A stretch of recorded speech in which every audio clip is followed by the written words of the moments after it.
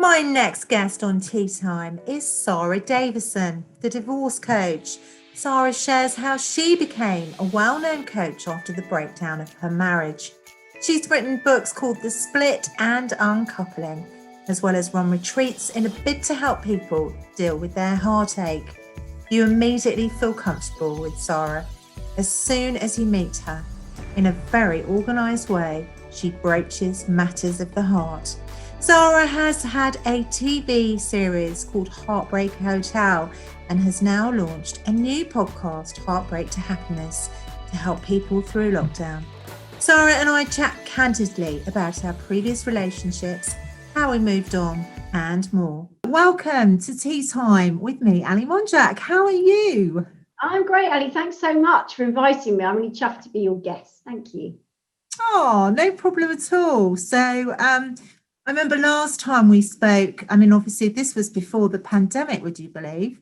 You were very busy with your breakaways that you provide, don't you, for people when they're going through terrible heartache? Yeah, so I mean, I'm best known, I guess, as the divorce coach. So I help people through any kind of heartbreak, separation, divorce, whether that's one-to-one coaching with me or with one of my accredited coaches who've trained with me, or I run retreats. Now, I think when we spoke, I was running live retreats in person where we're allowed to see people in real life.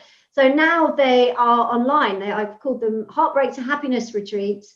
And they're like a 6-week program where there's 6 live webinars with me and a video program really to help people move on and let go. Because as you know, Ali, there's a lot more breakups right now because of COVID and the pressures it's putting on relationships. And this week is sort of a time to reflect, isn't it, about, divorce, breakup and what that means for everybody as well, like a sort of an awareness week, I suppose. Yeah, I think a lot of law firms have reported an increase in year-on-year increase in divorce. So people requesting information on divorce are actually trying to action it. January is always the big month for divorce requests because it's always come after Christmas, which is a time where people, funnily enough, spend quality time with their partners. So what happens during that time is if there are any cracks, then that is the time where the relationship can really suffer because of the tensions of Christmas anyway. But then this year, given the fact that we've had the pandemic and people have been enforced into their homes to spend time with their loved ones in 4 walls, it's really been so much pressure and put another level of stress and anxiety with people worrying about being sick and not seeing loved ones, coping with grief, but also the anxiety of financial pressures and just the uncertainty of what's going to be ahead. So Stewart's Law released some figures, I think, last week, which was saying that they've seen from July to October an increase in 122% increase in requests about getting divorced than they did in 2019. So it has been a huge spike, which I suppose is understandable, but it's very sad. I mean, as a divorce coach, I know we spoke at length because obviously, you know, that, I split from my husband, but, where we did sort of talk about that emotional well-being and, how it affects your being. And I suppose at the moment, everything is accentuated, as we know, because of lockdown. Do you think that because of the pandemic that people are going to be feeling even worse than they have before, more sort of, again, accentuated? Because I suppose that what we are learning in lockdown with mental health as well is that, it's really quite poignant, isn't it? Yeah, I mean, it's putting so much more pressure on people. And I think, I have a couple at the moment, and I'm dealing with one of them, the wife, but she and her husband have been married very, very happily for 16 years. But if I describe a little bit about their relationship, so they have kids and they're 15 and 17, I think so they're slightly older kids. So they're quite independent anyway. So this couple, they both get up in the morning, they both go off to work, And then they come back in the evening, and usually they're off with friends. So she has her little bubble, he has his little bubble of friends, and they go off and they socialize. Well, when we could do that, that was how their relationship was working. They come together for family meals, they do things at the weekend maybe together, but even at the weekend, she'd be playing tennis, he was playing golf. You know, they had their own social lives, but they loved each other very, very much. But the dynamic of their relationship worked because they had a degree of independence and freedom to be themselves. That's how they'd always been from day one. They weren't one of those couples that were like, you know, always together, holding hands, walking down the street. They loved each other. It just wasn't the dynamic that their relationship had. So now, obviously, they are inside together 24/7, apart from the trip to the supermarket and going out for the walk. And what they're finding is that it's really destroying their relationship because neither of them thrive in that kind of environment. They need their friends. They need that sort of extracurricular activity with friends and other things to survive. So that relationship, which would have most likely lasted the test of time, has fallen apart, unfortunately, because they just can't work in that environment. So, you know, that's one example. But I know there's other people, even people that are happy to be together, those frustrations will build. You know, someone say drops their trousers on the floor consistently every morning, then they go off to work. You know, you can kind of just deal with it over the next half an hour and get on with it. But if they're still there and then they left their coffee mug and then they've left the Lucy up and then they've done something else or they haven't done something that you asked them to do, that's continuous and that builds and stacks. And quite often, you know, even those relationships where people love being together, it's just too much. So unfortunately, we're seeing the breakdown of relationships that wouldn't have broken down if it wasn't for COVID. So my advice would be hang on in there. Don't make any big decisions at this point, because hopefully we are going to get back to normal at some point, and maybe then you can repair what's gone on. So, I mean, you know, you are the divorce coach. We know that. So, I mean, obviously you have become what you've become because of your own life experience. And I mean, you had a pretty horrible time of it, didn't you, really? Yeah, I had a tough divorce because I didn't see it coming. And I was coaching at the time. You know, I had a global business with my ex, and we were both into sort of coaching and self-help and development. But I just didn't see my divorce coming, and it hit me like a freight train and pulled the rug out from underneath my feet. My son was only one, and my ex moved on really, really quickly, met someone, she became pregnant within literally a couple of months of me finding out that he wasn't in love with me anymore. And they started a family. And, you know, I was working with my ex. So in fact, I've just done a podcast on that because working with your ex is really tough when you are absolutely heartbroken and devastated and feeling betrayed and hurt, because you kind of got to show up. We had 150 staff, so I had to show up every day and I had to run meetings and be in the same room, and it was just very, very difficult. And suddenly becoming a single parent, again, I never thought that I would ever be in that boat, and I was scared of that. You know, obviously love it now, it's awesome, but yeah, at the time I didn't realize, you know, the upsides of it and the benefits. So I was scared, and just not knowing what the future holds is really scary, which is why actually I do what I do, because going through that time I was absolutely devastated. I was thinking, gosh, I'm a coach and I'm struggling to control my emotions, and I've spent years studying how to dial down the negative emotions, and so I thought, gosh, I'm gonna have to really dig deep and combine my coaching experience, which was about 15 years at that point, with this unknown sort of breakup, but also legal nightmare of divorce as well, because you get thrown into that whole legal world, which I didn't understand, the jargon and the lawyers, all very intimidating and scary, especially receiving letters from aggressive lawyers. That's just terrifying. And so sort of trying to manage my way through that, I combined all my experiences and put together a program that really helped me get through and helped me parent my son and keep myself together, which is what was in my first book, Uncoupling. And then it just took off.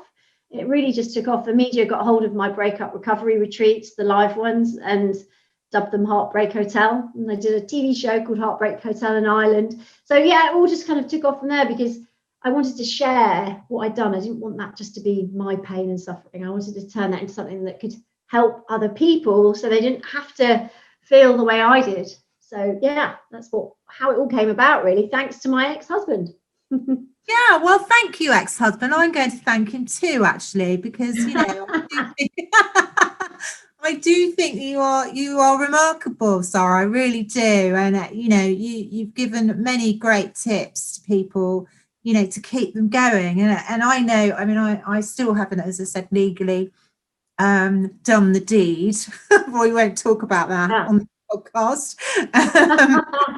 But yeah, I mean, it's a minefield when you split up from somebody. I do understand that. And, when we were first introduced to read some of the stuff that you've written and some of the broadcasts that you've done, I just think are amazing, because you've broken it down for people. And I think the thing is, when you're going through something like that, which is so overpowering, isn't it? The whole thing of it is just completely overpowering. You don't really know what to feel first, do you? So no, it just hits you from all sides, I think. I mean, depending on what you've gone through. I mean, I was overwhelmed, sad, angry, felt betrayed, just complete shock. And I think a lot of people go through that. Other people, their relationships fizzle out over a long period of time. That doesn't necessarily make it more painful to split up, because you've got to learn to be self-reliant. You've got to think about facing the future as a single person, which actually, surprisingly, can give you a whole sense of freedom that maybe you underestimate before you actually leave. I don't know if you found that suddenly you're... gosh, yeah. Do you know what? I couldn't go back, Sarah. I really couldn't. I couldn't. I can't imagine doing it again. I really can't. No. Not ever getting married again. You couldn't imagine getting married again. Well, like your couple that you've just spoken about. I mean, I really think that that he'd have to have a totally separate thing going on. I'm not even sure that. I don't know. It'd have to be totally the right person, obviously. But I'm not even sure that I could live together with that person.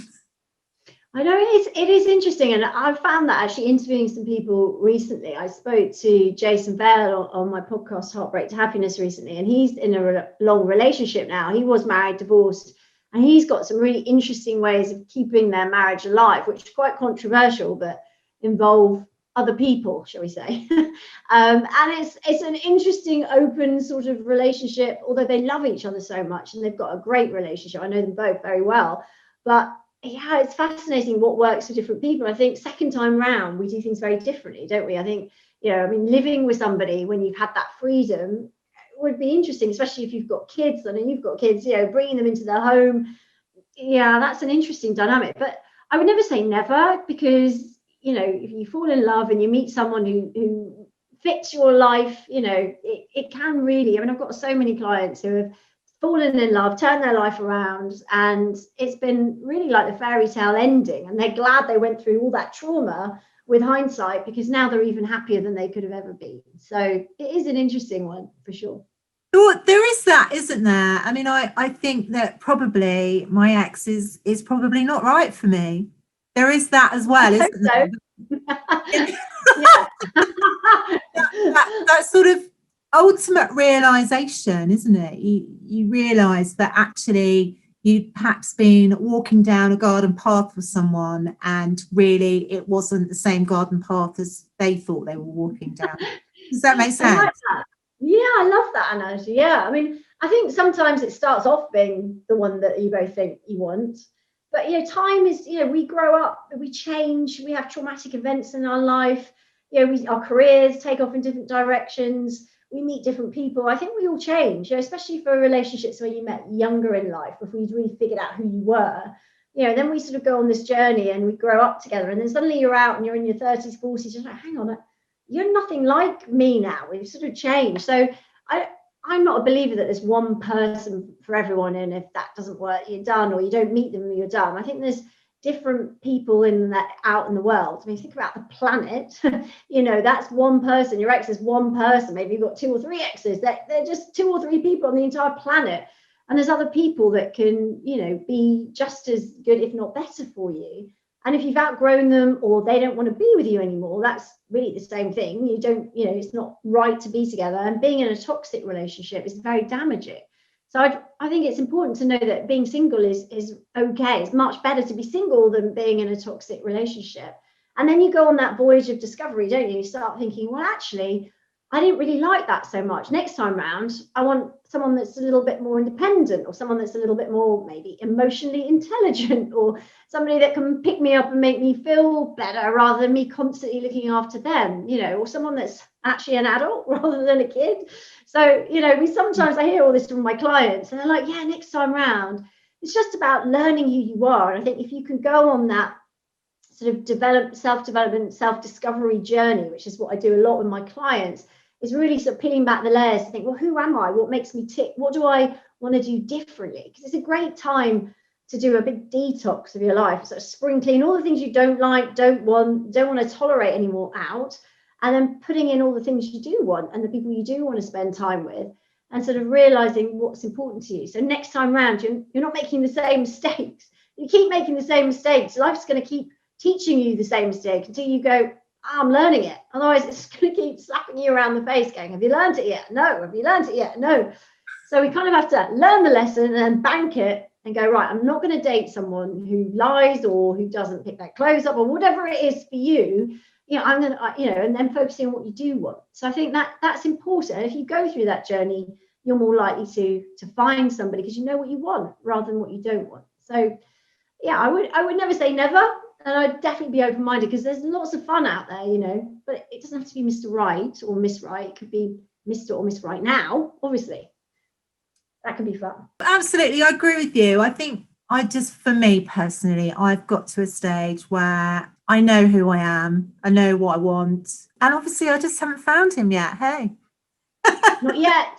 Yeah, but there's always time. Anyone listening? Ali's looking. Ali's up for grabs, no, but yeah, I think that is the key. But I mean that is really interesting in so far as people don't realize that perhaps when they're going through a divorce, they also think that they already know themselves, don't they? That they really know themselves, and when they sort of coupled in the relationship originally, it's that old expression, isn't it? You aren't the same person as you were 5 years ago. And I think you've really kind of changed because as you grow, you develop and you learn more, and we experience more as people, as adults, as you grow. So, and I think there's a bit of a myth, isn't that right? That by the time you're 25, you're a grown up.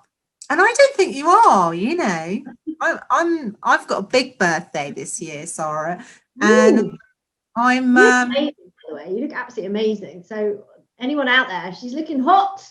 Oh, thanks. Well, right back at you. So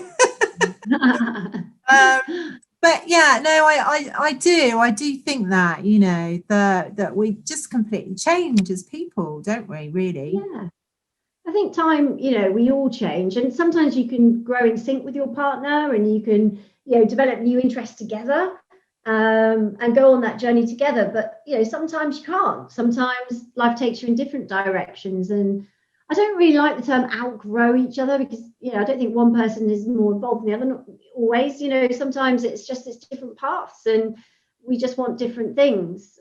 Maybe we always did, but actually it worked with the kids and the distractions of everyday life.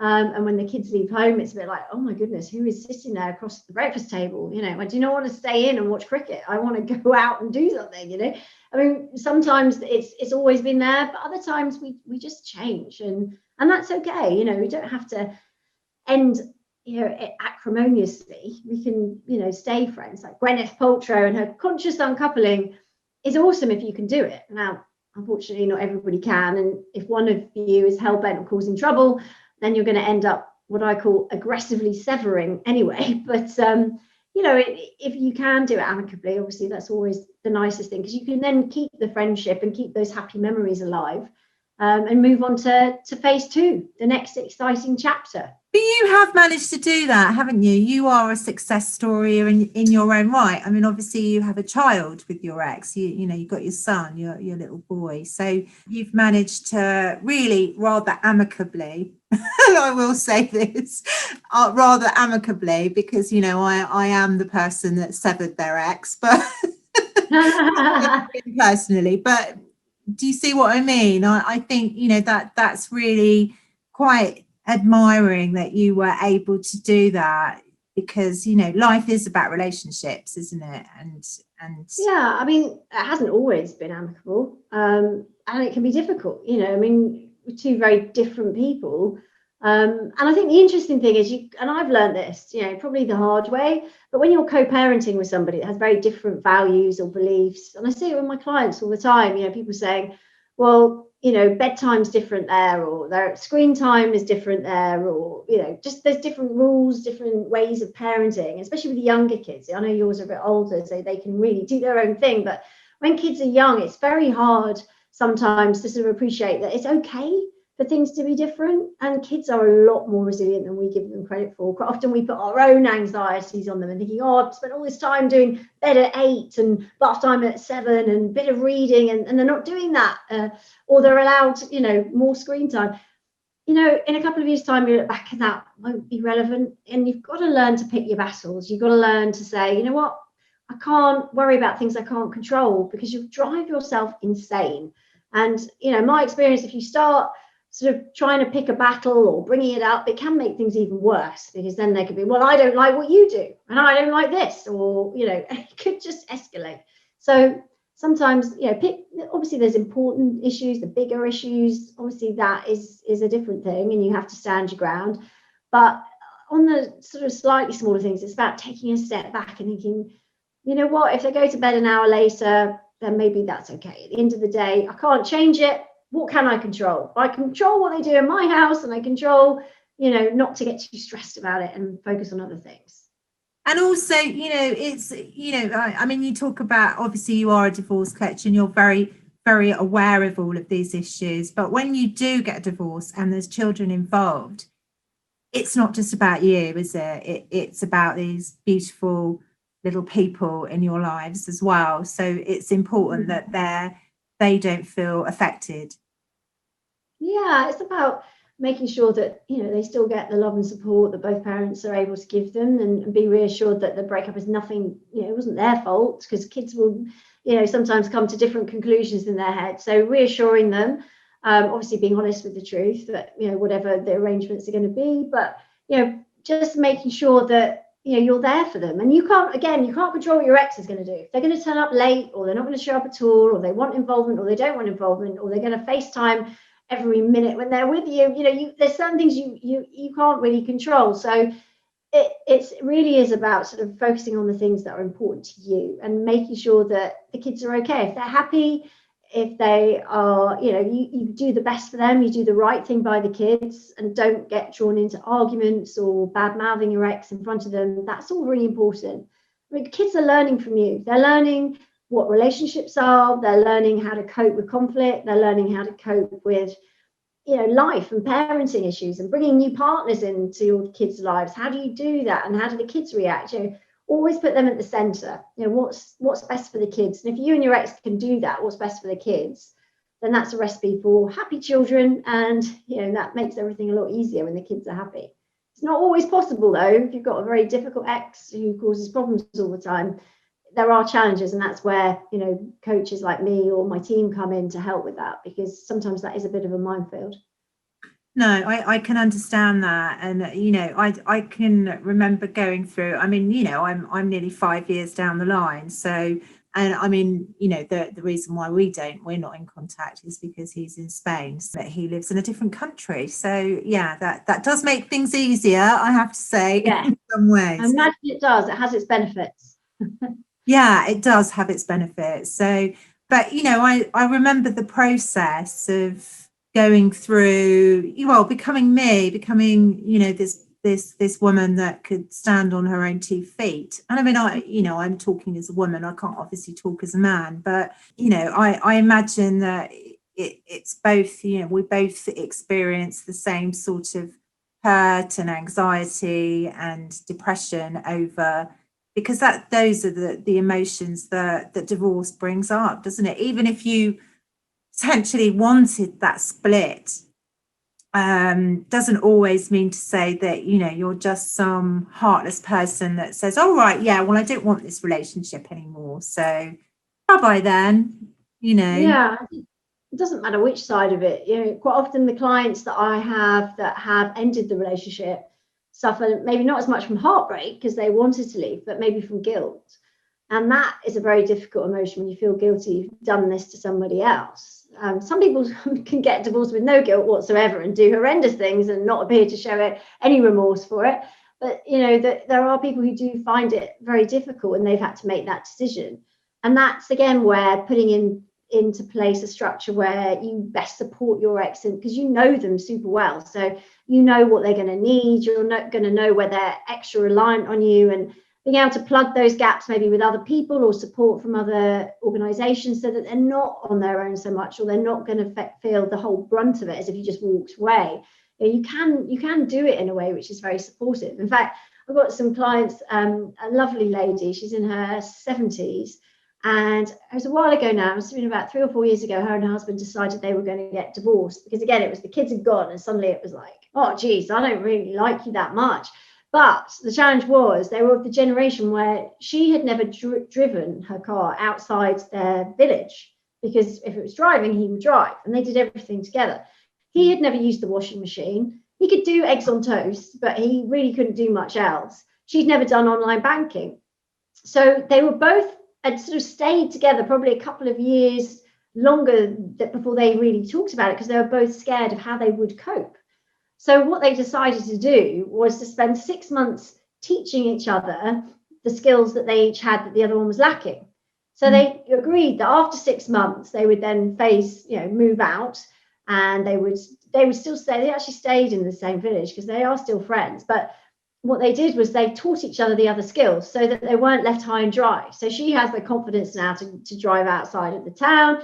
He can use a washing machine. I mean, he has a few hiccups with that still, but he can do it. So there's they've sort of taught each other, and so now they're more self-reliant in themselves, and they've moved on. So that's quite a nice way of doing it, I guess, if you can. Now there's going to be some circumstances where that doesn't happen, obviously, and you just have to learn pretty quick. But this is your chance to redesign your life just the way you want it. Like I said, spring cleaning out all the stuff you want to detox, people and friendships and behaviors and things you put up with maybe for years and years that you just don't need to tolerate anymore. You've got your freedom. You can choose. You can wear bright pink nail varnish or wear leather trousers. One of my clients discovered, and her husband hated them. Now she's got them in all different colors and she absolutely loves it.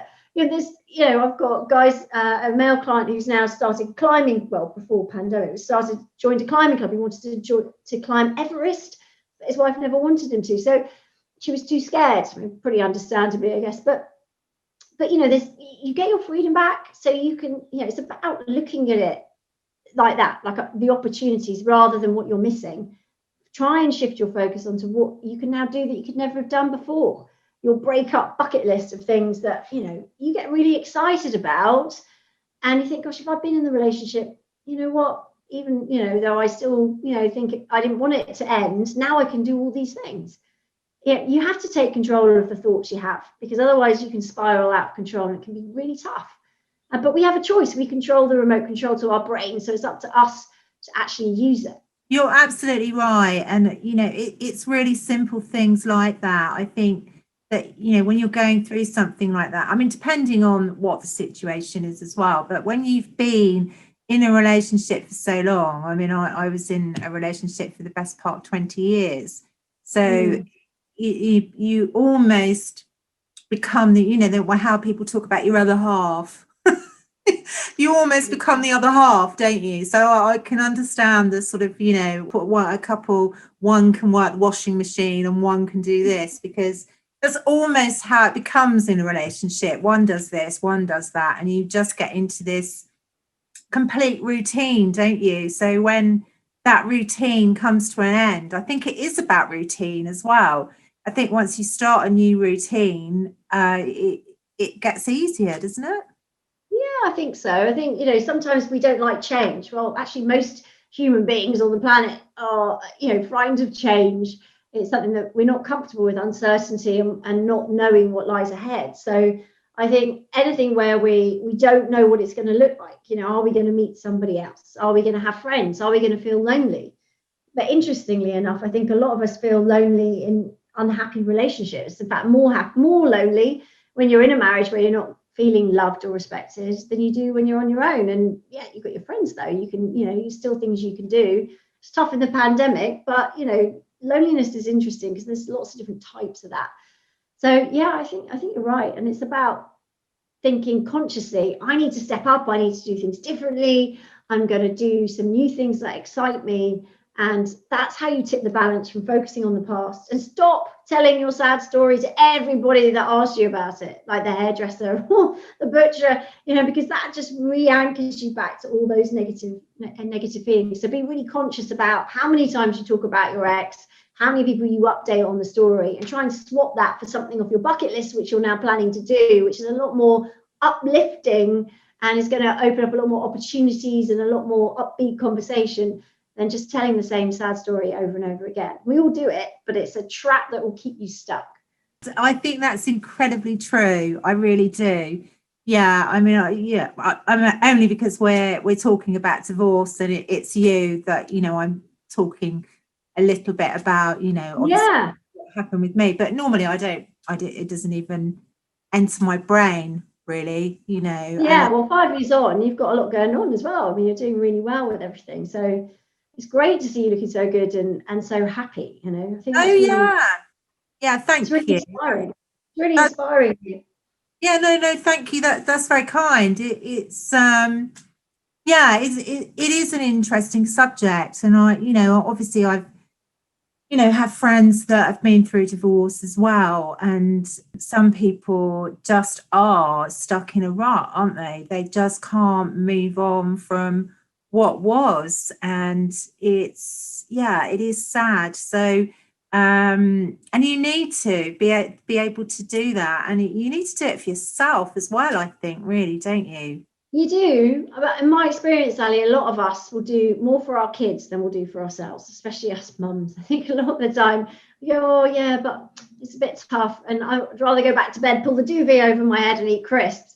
But if we say, well, actually, you're a more role model for your kids and they're looking at you, they're watching how you're coping with this. If you could turn this around, and obviously you're sad, and it's okay to acknowledge those difficult emotions with kids, because otherwise they'll think if you go through a tough time, you stuff them down, you don't talk about them, which is not the healthy way of dealing with them. Obviously not bawling and sobbing in front of your kids, but it's okay to say mummy's sad, daddy's a bit angry or sad, whatever.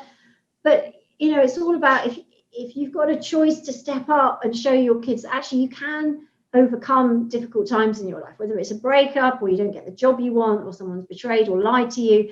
Yeah, you can go through those negative emotions, but turn it around and show them how. It might be you're exercising a bit more, or you're hanging around with people that make you feel good about yourself, or you're trying a new hobby, or you're working harder, or you're doing some positive things in your life that are turning it around, shifting your focus, asking yourself better questions like, what can I do today that's going to make me happy?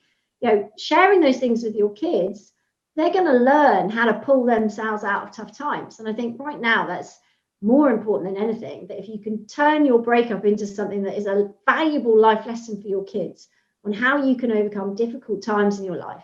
Because kids these days, I mean, the suicide rate for teenagers is going through the roof. It's so different to when you and I were kids. So, that there's a sort of attitude now that if something goes wrong, then that's it, the rest of your life is ruined.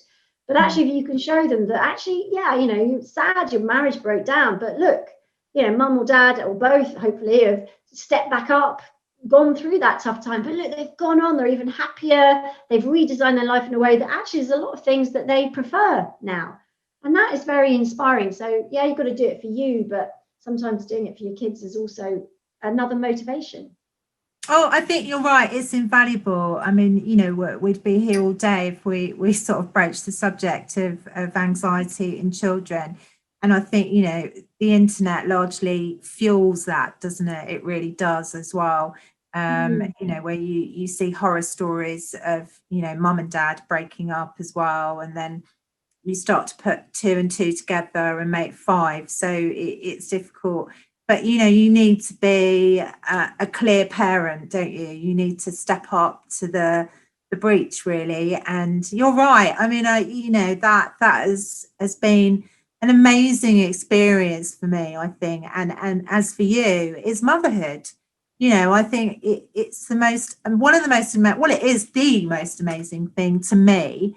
I mean, I'm not, you know, some people choose not to have children, and that's absolutely fine too. But, you know, I think it's one of the most wonderful things that you can ever do in life, because you're teaching a future generation.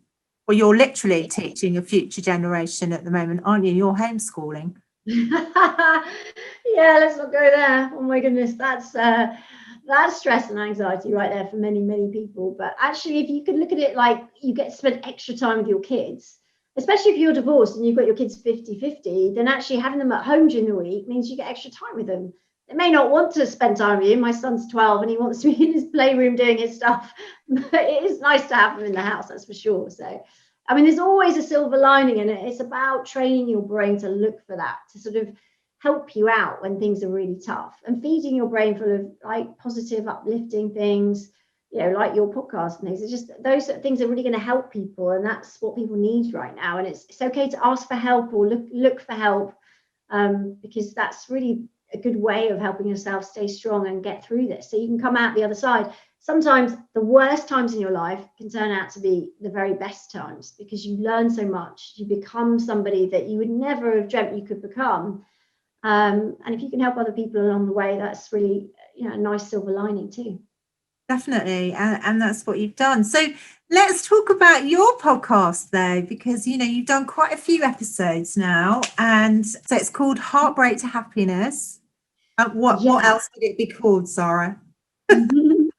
Exactly. I love the name. I think a lot of people, you know, out there struggling, and podcasts are so easy, aren't they? You can, when you're off on your exercise walk at the moment, you can just tune in. And I'm trying to cover lots of different topics. You know, I'm taking questions from people. People are sending me DMs on Instagram and messaging me on Facebook saying, can you do one on this? So I've just recorded yesterday one, if you have to work with your ex. I know that's something I had to do for a long time, and it's incredibly difficult, but trying to make it things that people aren't really talking about, you know, like, you know, what to do when you take your wedding ring off, the things people don't tell you, you know, that those sort of things that people go, oh yeah, that happened to me, or yes, I'm worried about that. So I'm trying to address the sort of the practical issues as well as the emotional and the psychological issues, and then also interviewing some great people who have been on their own divorce journey and come out the other side. You've got some interesting takes on what helps and what doesn't help, so that people can see, you know, you're not alone. There are lots of people going through, and sometimes it's just, you know, it's a bit of fun. It's infotainment. It's not, you know, too serious. It's not like a lecture or a seminar. It's light-hearted entertainment with hopefully is going to help people too. I think you know, you've hit the nail on the head. It's all about relating, isn't it? So what is the funniest tip you've been given so far in your podcast, about, you know, helping yourself to cheer up or something, and you thought, okay? I think it was swinging. I think that was an interesting one. Somebody said that their relationship was successful because they swing now with their partner. That's how they got divorced, went on, and now they've got this relationship where this really works. So that was a bit of didn't see that one coming, and it was a bit of an exclusive, but yeah, it was good. So I mean, everybody copes in different ways, and it might not be for you. You know, I mean, some comments going, I'm going to try that, Sara, that sounds great. And other people going, oh my goodness, I'd never do that, which is fine, but it's just good to see how other people cope, isn't it? And some people have thrown themselves into health and nutrition. And one of the people I interviewed, actually, James and Claire, they're the midlife mentors. Really fun. And Claire had lots of eating disorders and things, and she's now like an Adonis. Her body is ripped and she's so super fit. And she went that way after her divorce. So, I mean, you know, there's lots of things that can help you and sort of change your mindset when you go through things. So, yeah, everyone has different ways of coping. So hopefully when people listen to Heartbreak to Happiness, they'll find something that resonates with them and that they can use. So, I mean, I think to be able to access that kind of material, where they can just hear other people talk about their experiences. I think that's invaluable, isn't it? When you hear people actually talk about, how they feel, why they feel that. I think that's brilliant. Yeah, I just think knowing you're not alone and knowing, okay, your situation might not be exactly the same, but there are other people out there going through this during the pandemic in the same situations, men and women, all ages, all backgrounds. It's heartbreak and breakups is something that everybody experiences. I mean, you'd be 15 and go through your first heartbreak, or even younger these days, probably. And then, all the way up to, people that are in their 70s and 80s going through it as well. I mean, it's tough, but everyone goes through it. And actually, by sort of hearing other people's experiences, I think it really just can be a little bit comforting to know, especially if they've come through the other side and they're doing really well. And they can say, look, you'll get through it. You'll be all right. And try this, try that, see what works for you. But you can do this.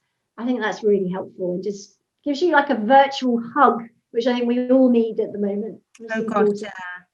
That's the thing that I miss most is hugging people. I mean, obviously I hug my family, but I can't hug anybody else. So it's just your friends, and it's just it's a bit of a dating nightmare at the moment, isn't it? Really. So. Well, dating, I mean, oh my goodness. I mean, Boris has made it illegal to have sex with someone you don't live in the same household with. I mean, that's quite a shocker I mean, whilst I totally get why, and it's the right thing to do with the pandemic, and we've all got to follow the rules, it's a pretty tough one for the singletons out there.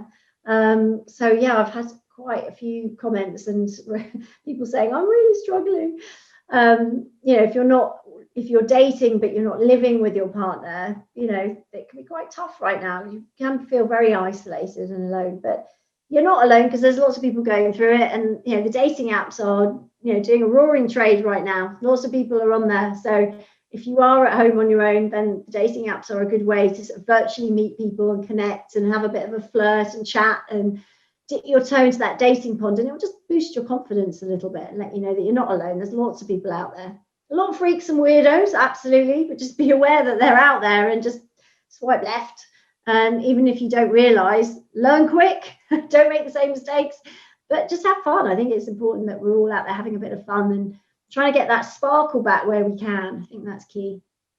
So is there a Mr. Right in your life at the moment, or a Mr. somebody in your life at the moment? There is somebody in my life, but obviously I don't live with them. So again, that's just a long distance thing, waiting for the vaccinations to take hold now, so we can get on to actually going on dates again. But yeah, there is. So I'm excited about that. But yeah, I mean, at the moment, I've been single for quite a long time actually, and I think learning to be happy on your own is the most important thing. And then once you've learned to be okay on your own, and you're not sort of doing what a lot of my clients when I first meet them are doing, sort of finding a partner based on two criteria. The first one being they have a pulse, and the second one being they show them one sign of affection, and they go sort of limpet mode and sort of suck into this poor person saying, oh, I found someone, I'm never going to be alone again. That doesn't really work. So learning to be comfortable with who you are is key, and that can be a bit of a journey. It doesn't mean you can't have fun along the way, but I think it's important to really establish who you are and what you want and what you need.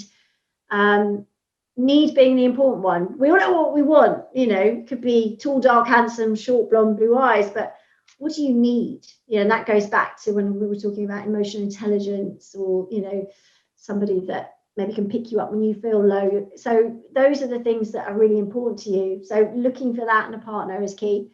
So once you've learned those lessons, I think it's a little bit easier. But I think dating at the moment is really hard for a lot of people, but you can still have a bit of fun. So it's important to be out there doing that. What about you? Are you dating at the moment?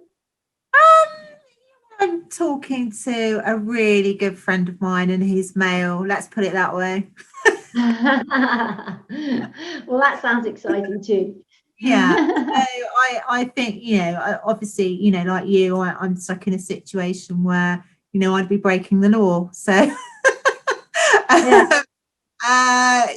so I think, especially during this pandemic, I've found that, my friends, some of my friends are very close and they're like family. So, I think That's more important to me now, that, I can feed my emotional soul rather than anything else. So, It's a we good time to focus on you and to do that, that personal development while we've got this time, and looking at it as an opportunity for that. So when we come out of this, you're, a little bit more balanced and a little bit more confident, a little bit happier with yourself is important. And then you'll be in a better place, I think, to attract the right partner, and not just partner, because that's not essential. It could be the right opportunities, new friendships or work opportunities, lots of different things. Oh, yeah, absolutely. I think, people have to think that, as I said, there is a valuable thing that I have learned, that friendship is, I've always valued my friendships, but this whole pandemic has just made me feel so grateful and lucky that I have the group of friends that I've got. And I just think it's amazing. It sounds like, I never knew I had them before, but it's those little things, isn't it? Really, that just keep you going through. So one last question before I let you go.